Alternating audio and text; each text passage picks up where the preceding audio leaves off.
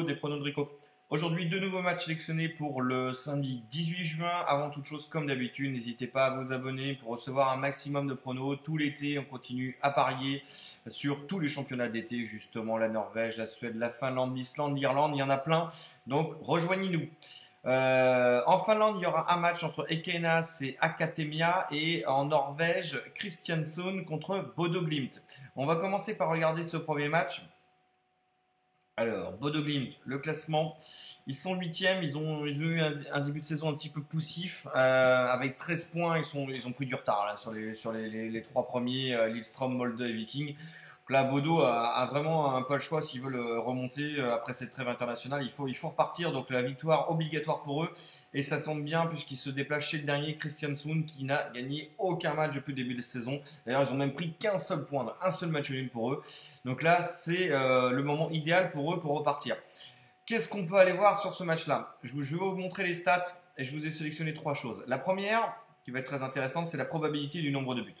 On a une probabilité à 3,75 buts sur ce match-là. Kristiansund a marqué en moyenne 1,33 buts par match à domicile et Bodo Glimt a encaissé en moyenne 1,75 buts à l'extérieur.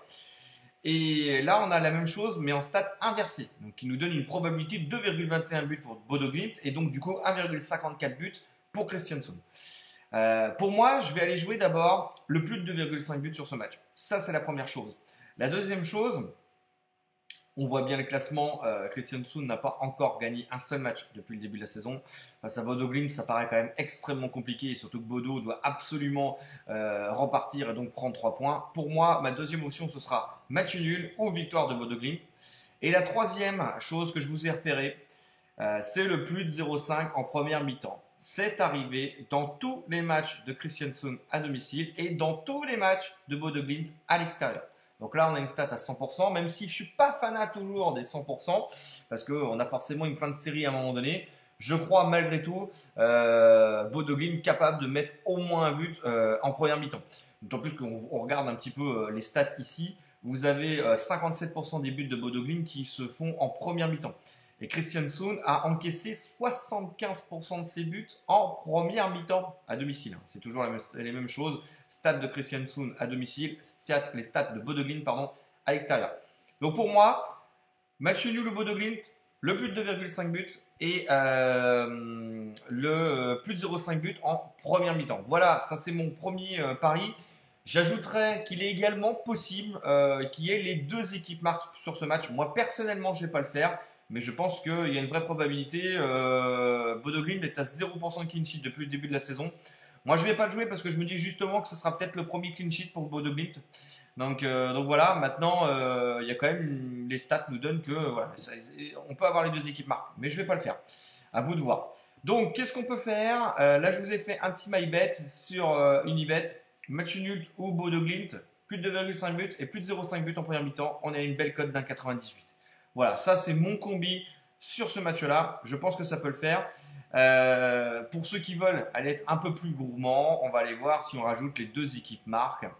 Voilà. Et là, ça nous fait un combi. Ça nous fait un combi à 2,42. Ouais, ça vaut pas vraiment le coup de le rajouter. Honnêtement, voilà, pour passer de 1,98 à 2,42, ouais, c'est un peu risqué. Je suis pas sûr que Kristiansund arrive à mettre un but. Donc moi, je resterai à vous conseiller le combi à 98. Je pense qu'il est très très bien.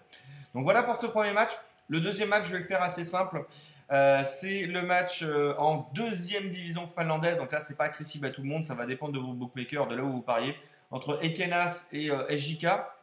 Une petite stat intéressante que je vais aller vous reprendre ici. Donc en Finlande, je vais vous montrer pourquoi j'ai sélectionné ce match. Hop, c'est que Ekenas, vous allez voir, à domicile. Donc on a parié, hein, on l'a placé d'ailleurs il y a 15 jours, on avait réussi à en placer un. Ekenas, les matchs à domicile, c'est 5 matchs à domicile, 5 fois les deux équipes. Voilà, donc c'est tout le temps passé.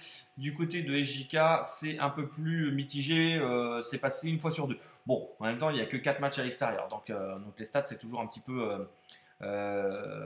voilà, il faut se méfier de ces stats. Fallait tout score, donc Ekenas a toujours réussi à marquer à domicile. Du côté des JK, ils ont toujours réussi à marquer à l'extérieur. Donc ça, c'est une deuxième chose qui est très intéressante. Enfin, concernant les clean sheets, il n'y en a aucun évidemment pour Ekenas à domicile et du côté de JK, il y en a deux à l'extérieur. Moi, je crois capable et Kenas d'en mettre au moins un. C'est une équipe assez offensive, donc moi, je pense qu'ils vont réussir à en mettre un. Donc pour moi, ce sera les deux équipes marques sur ce match. Personnellement, donc je vais regarder sur Orbitix un petit peu ce qu'il y a là-dessus. On va regarder, hop, Iconnect.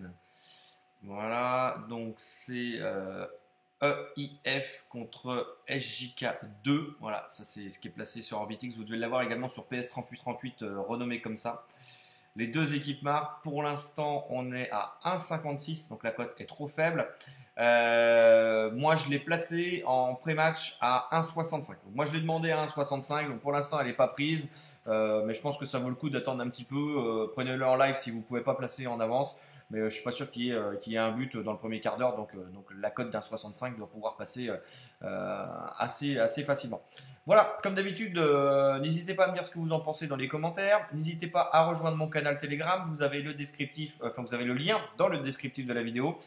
Et je compte sur vous pour être attentif aux prochaines vidéos, puisqu'il va y avoir plein de prochains pronos. Je vous ai préparé plusieurs matchs pour dimanche, plusieurs matchs pour lundi. On enchaînera de nouveau mardi, mercredi sur l'Islande la semaine prochaine. Donc je vous dis à très bientôt. Ciao, ciao!